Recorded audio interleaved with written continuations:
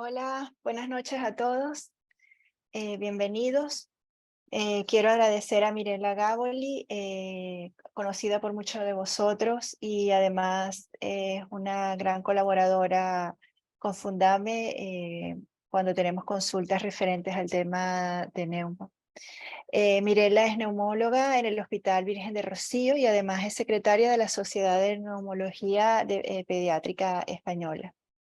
Ella tiene un recorrido importante en la AME y en el manejo respiratorio de los pacientes con AME. Solo dos recordatorios: recuerden mantenerse silenciados durante la presentación. Recordarles además que está siendo grabado el webinar y si no quieren salir, sería bueno, si no quieren salir, que también apaguen las cámaras. Al final de la presentación de Mirela vamos a leer las preguntas que habéis enviado en el momento que se registraron y después vamos a leer las preguntas que podáis enviar por chat o queráis hacer directamente a la doctora. Pues sin más le doy la bienvenida a Mirela. Mirela, muchísimas gracias y dejo de compartir para que puedas compartir tú la presentación.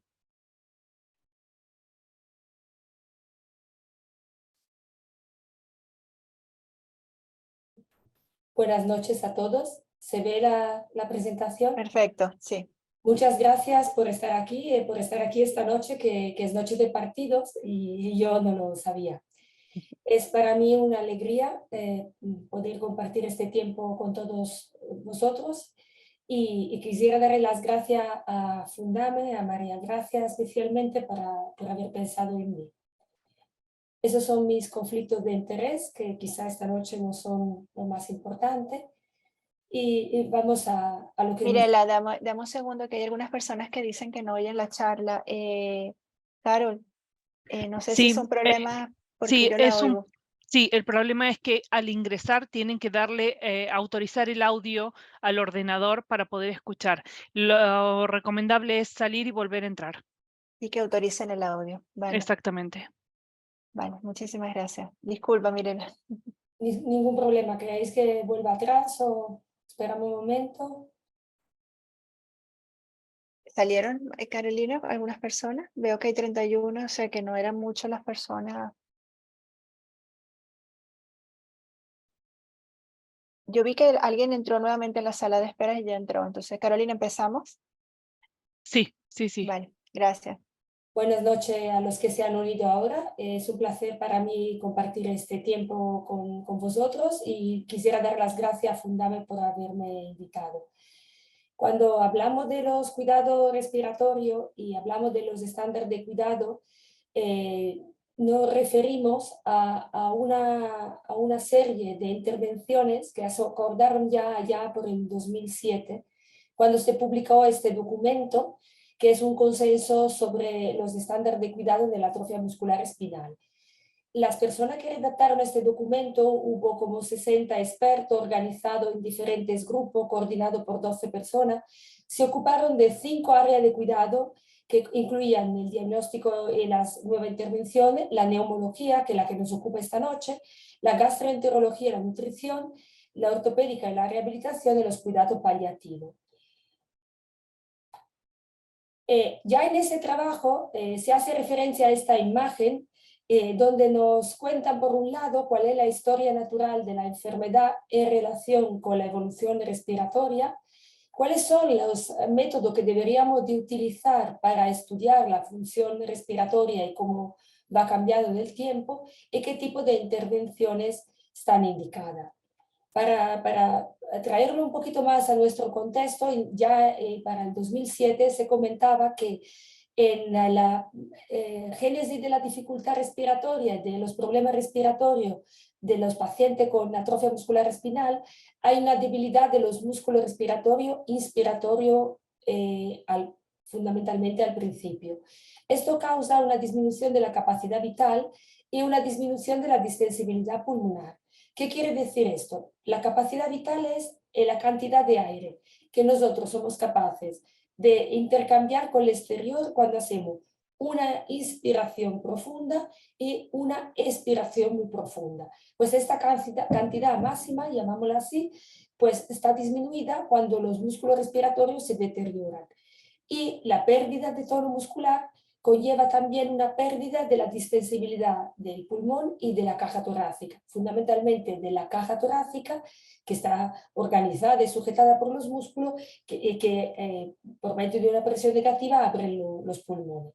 Esto conlleva un aumento de la dificultad para respirar, un aumento del trabajo para respirar, que se manifiesta o bien como un aumento de la frecuencia respiratoria o bien como un patrón respiratorio, llamámoslo así, un poco diferente, anómalo. La respiración diafragmática aumentada que vemos a veces en estos pacientes. Pero también tenemos una debilidad del músculo expiratorio. Esto fundamentalmente nos afecta la eficacia de la tos y lo podemos medir porque hay una disminución del pico flujo de la tos, o sea, la velocidad con la cual sale el aire cuando tosemos, y también del pico flujo expiratorio que podemos medir en la prueba de función respiratoria. Esto nos da una mayor facilidad de retención de secreciones que finalmente causan las atelectasias, o sea, una pequeña pérdida de volumen en zona del pulmón, como si fuera un globo un poco deshinchado. Y poco a poco las atelectasias que no se resuelven causan una lesión ya del pulmón, no de la caja torácica como estábamos hablando antes, sino del pulmón. Pero también las atelectasias aumentan la dificultad para respirar, hacen un poco más trabajoso el respirar. Y el desequilibrio entre los músculos respiratorios es responsable de que aparezcan escoliosis y cifosis, las cuales a su vez interfieren con la capacidad vital, o sea, disminuyen un poco más la capacidad vital y disminuyen un poco más la distensibilidad del pulmón, que queda un poco aplastado en estas curvas que serían anómalas. Y todo junto generan una deformidad de la caja torácica que conlleva un cambio un poquito ya más estructural en el paciente. Por otro lado, también se llama la atención sobre lo que es la función de la musculatura orofaríngea, fundamentalmente responsable de lo que llamamos los síntomas vulvares. Dentro de los síntomas vulvares, el más conocido e importante es la disfagia, la dificultad para tragar, para deglutir. Esa dificultad puede causar que tengamos aspiraciones, ya sean avertidas o inadvertidas, facilitada también porque la tos ineficaz no permite limpiar bien la vía aérea. Y de eso nos puede dar infecciones respiratorias de repetición que aumentan un poquito la posibilidad de tener lesiones pulmonares. Y finalmente otros factores están implicados también en la génesis de los trastornos respiratorios y el sueño. Y esto posteriormente, cuando la enfermedad progresa, podemos tener trastorno respiratorio en vigilia en los pacientes con la enfermedad en la forma más grave, podemos tener hipoventilación alveolar. La teníamos especialmente en el pasado. Todo esto junto nos lleva a la que se conoce como la insuficiencia respiratoria crónica durante todo el día de los pacientes con la afectación más grave. Pero ¿cómo aplicamos todo esto que hemos dicho de la vida real y al paciente real?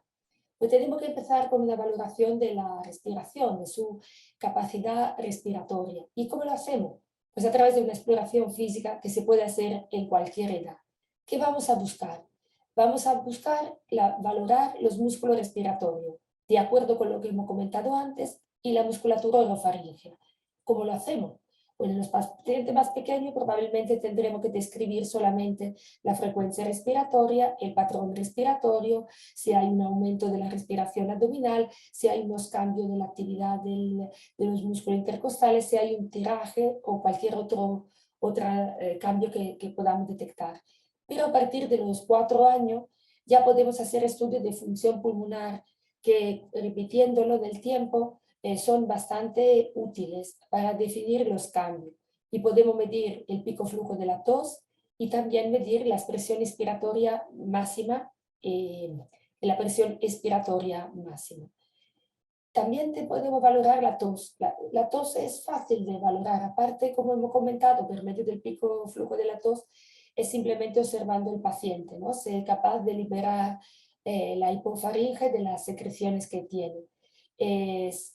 Si tenemos una tos ineficaz, sabemos que estamos expuestos a atelectasia, infecciones recurrentes, y vamos a aplicar ya una intervención que sería la fisioterapia respiratoria manual o con ayuda mecánica y la aspiración de secreciones.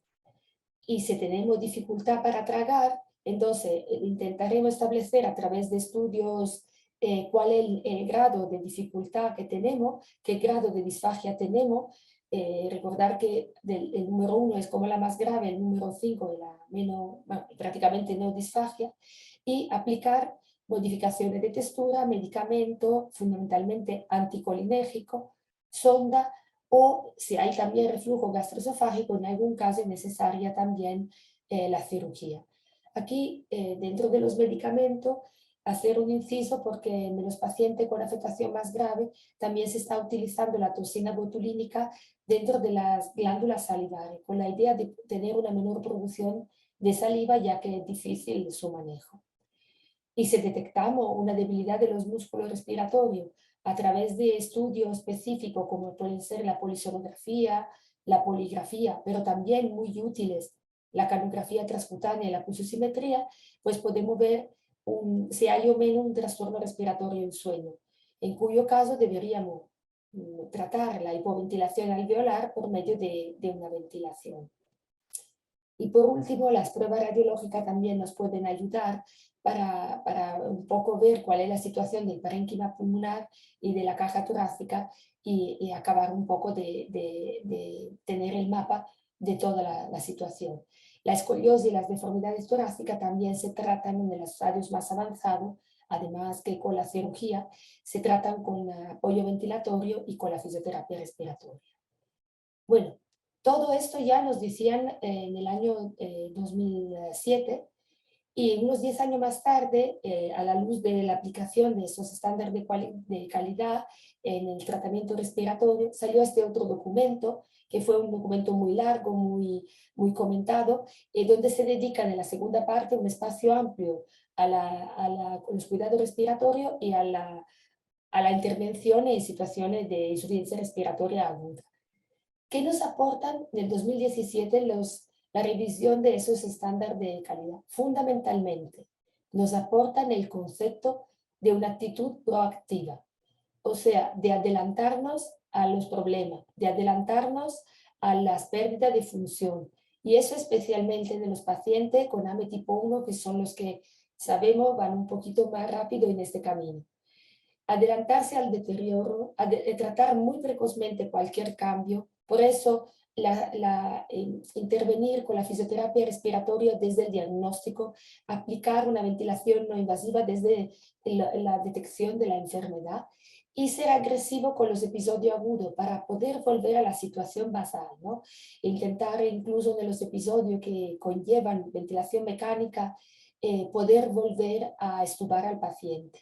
Y después también nos aportan una reflexión importante sobre los síntomas vulvares que interfieren mucho en la situación respiratoria de los pacientes.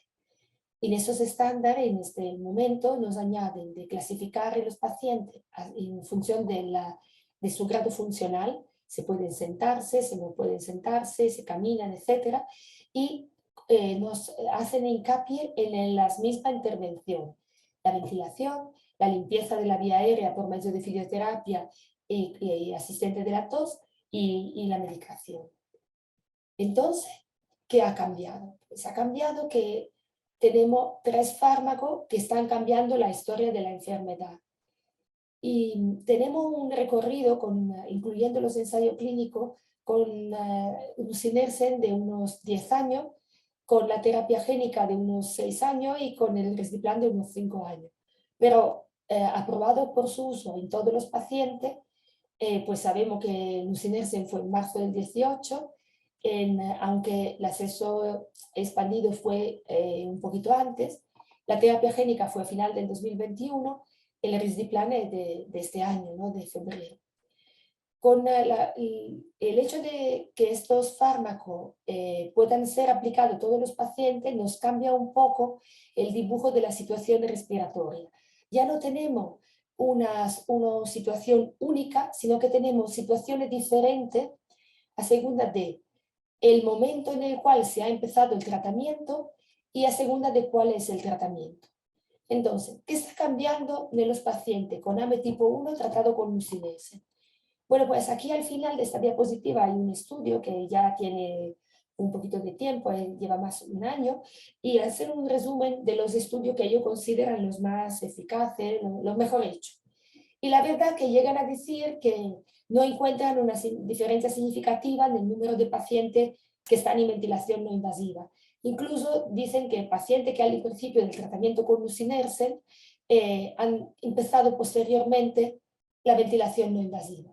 Pero sí es cierto que en los pacientes tratados con nusinersen, hasta ahora no está claro que los pacientes tienen menos horas de ventilación, ya sea por traqueotomía o por ventilación no invasiva. Los pacientes más graves tienen menos horas de ventilación. Y después, en 2 estudios, la ventilación invasiva se inició posteriormente al tratamiento, pero en un grupo muy pequeño de pacientes.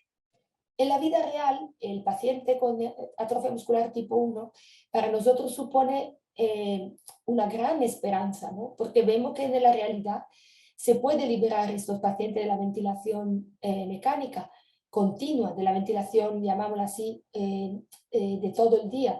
Incluso se ha podido retirar traqueotomía y nosotros también tenemos nuestra pequeña experiencia. Y según los datos de la historia natural, a los 24 meses de vida, o sea, a los 2 años, no conocíamos pacientes tipo 1 que estuvieran libres de ventilación menos de 8 horas al día. O sea, conocemos pacientes que dependían durante todo el día de la ventilación. Y ahora por lo menos tenemos pacientes que lo necesitan solamente en sueño. Entonces también la experiencia nos dice, aunque los números son pequeños, que aquellos pacientes que se han tratado muy precozmente pueden estar libres de la necesidad de soporte respiratorio ya en los primeros años de vida. O sea, existen niños con atrofia muscular tipo 1 tratados muy precozmente y probablemente los casos menos graves de tipo 1 que no han necesitado y no necesitan soporte respiratorio. Este gráfico nos enseña un poquito lo que he dicho, ¿no? La línea verde son los pacientes que tienen 3 copias del gen SMN2, la línea azul tienen 2 copias y la negra es un poco la media. Entonces, si cogemos el número 24, que nos da los 24 meses de vida, vemos que el 80% de los pacientes está sin un soporte ventilatorio continuo, está libre de ventilación mecánica continua. Y eso es un buen resultado. ¿Qué está cambiando en cambio de los pacientes tratados con nusinersen que tienen capacidad de sentarse? Pues todos los estudios recogen que no hay un deterioro significativo de la función pulmonar, pero es verdad que no hay cambio significativo en el uso de la ventilación. ¿Qué ocurre en estos pacientes? Pues ocurre que la historia natural les abocaba a un deterioro, a una disminución de la capacidad vital forzada, medida en el espirómetro. Y este deterioro no está ocurriendo o ocurre más lentamente. Y cuando ocurre con frecuencia es debido a que aparece una escoliosis, una cifosis, las dos cosas, que como hemos visto antes puede influir sobre la capacidad vital forzada. No es tanto la progresión de la enfermedad, sino más bien que aparecen otros síntomas de la enfermedad. Es como si nosotros dijéramos que mantenemos la capacidad respiratoria, la función respiratoria del paciente en aquel potencial que tenía en el momento que se comienza el tratamiento. Cuando utilizamos otro fármaco, cuando valoramos los pacientes que se han tratado con terapia génica, sabemos que aquí son pacientes muy pequeños, diagnosticados muy pequeños, y en principio la mayoría de ellos diagnosticados por síntomas son, llamámoslo tipo 1, ¿no? Y aquí hay una evidencia que se ve tanto los 18 meses como los 24 meses, que el 92% de los pacientes, en este estudio habían tratado 65 pacientes y de ellos 60, no tienen inestabilidad respiratoria, no hay evidencia de inestabilidad respiratoria, no va cambiando su situación respiratoria.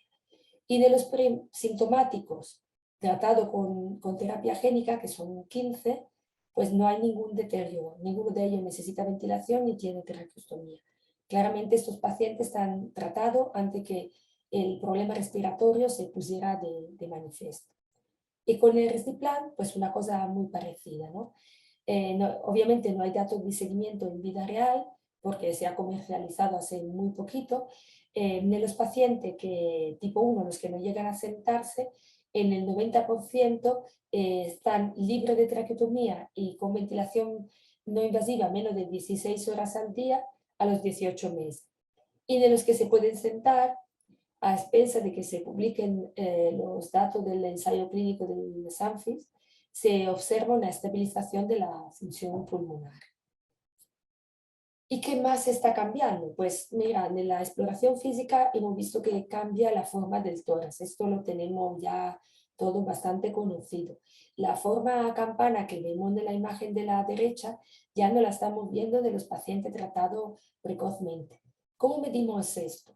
Pues medimos la circunferencia torácica y la circunferencia, el perímetro cefálico, y hacemos un poco la relación entre el perímetro torácico y el perímetro cefálico. Si vamos alrededor de 1 de esta relación, vamos bien.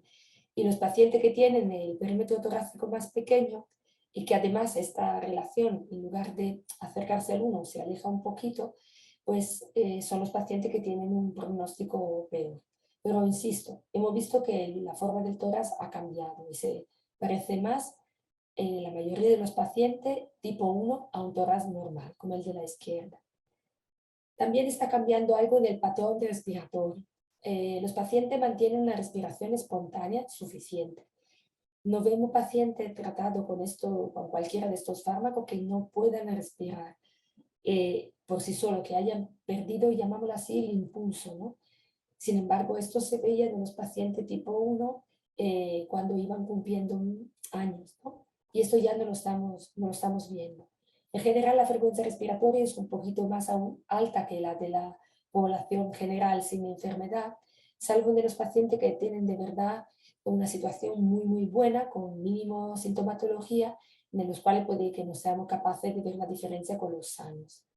Ha mejorado la dinámica respiratoria. El componente abdominal es menos acusado. El componente abdominal, cuando no se acompaña de una respiración también con los intercostales, es lo que es responsable del tiraje in jugum, ¿no? y del colapso de la vía aérea superior, al menos en parte. Y esto no lo estamos viendo ya con los tórax que vemos con mejor conformación. La saturación de oxígeno es rigurosamente normal mientras no haya una infección aguda y no haya un daño del parénquima pulmonar establecido, que de momento no estamos viendo. Y no retienen carbónico los pacientes porque más bien tienen un carbónico bajo debido a que tienen una frecuencia respiratoria un poquitín más alta. Y en general respiran mejor en decúbito que sentado, y en las pruebas de función respiratoria no es necesario realizar una espirometría tumbado porque se sabe que en general dan mejor resultado la espirometría en posición de decúbito que no la sentada. Pero hay cosas que nos preocupan desde el punto de vista respiratorio, y una es la aparición de escoliosis y cifosis que, bueno, en este foro me permito decir, no pensábamos que iba a pasar, ¿no? Nos hemos encontrado con pacientes non-sitters, o sea, los más graves, los tipo 1 de antes, que desarrollan precozmente una escoliosis, y esto están respiratoriamente bien, tienen una buena frecuencia, no necesitan mucha ventilación, pero claro, esto puede dificultar mucho el desarrollo de la caja torácica, la limpieza de las secreciones, el manejo de las mismas, y también puede adelantar o puede aumentar la necesidad de ventilación para favorecer un desarrollo adecuado del tórax. Representan un reto para el tratamiento. No parece que el tratamiento con corsé sea suficiente, y el tratamiento quirúrgico en cortas edades conlleva bastantes dificultades, pero supongo que esto puede ser objeto de otra reflexión, otro webinar con los compañeros traumatólogos. Y nos preocupa también los síntomas vulvares. La dificultad para tragar, el mantener la saliva y el alimento de la boca constituyen un riesgo para la salud respiratoria de estos pacientes y pueden también causar algún episodio agudo, francamente, tipo atragantamiento y un poco grave, ¿no? un paciente que tiene un llanto débil, que vocaliza poco, que tiene tos ineficaz, es un paciente que a lo mejor, ¿veis? Como en eso de la fotografía, tiene un babeo, necesita una sonda y nos preocupa porque está interfiriendo con con la salud respiratoria. Los pacientes que se alimentan por boca, que pueden comunicarse vocalizando y que manejan mejor la saliva, tienen mejor resultado respiratorio. Y de los pacientes que se pueden sentar, de los sitters, nos preocupa también la escoliosis y la cifosis.